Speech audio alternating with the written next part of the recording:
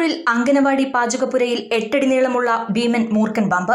Railway സ്റ്റേഷന് സമീപമുള്ള തൊണ്ടിയിൽ തോട്ടപ്പോയിൽ അങ്കനവാടിയിലാണ് പാമ്പ് ഭീതി പരത്തിയത്. അധ്യാപികയുടെയും നാട്ടുകാരുടെയും സമയോചിതമായ ഇടപെടൽ വലിയൊരു അപകടം ഒഴിവാക്കി. നിലമ്പൂർ റെയിൽവേ സ്റ്റേഷന് സമീപത്തെ തൊണ്ടിയിൽ തോട്ടപ്പോയിൽ അങ്കനവാടിയിൽ ഇന്ന് രാവിലെയാണ് സംഭവം.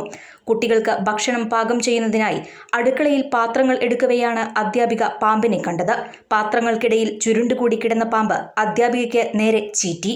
ഭയന്നുപോയെങ്കിലും മനസാന്നിധ്യം കൈവിടാതെ അധ്യാപിക ഉടൻ തന്നെ കുട്ടികളെ സുരക്ഷിതമായി അടുത്തുള്ള വീട്ടിലേക്ക് മാറ്റി.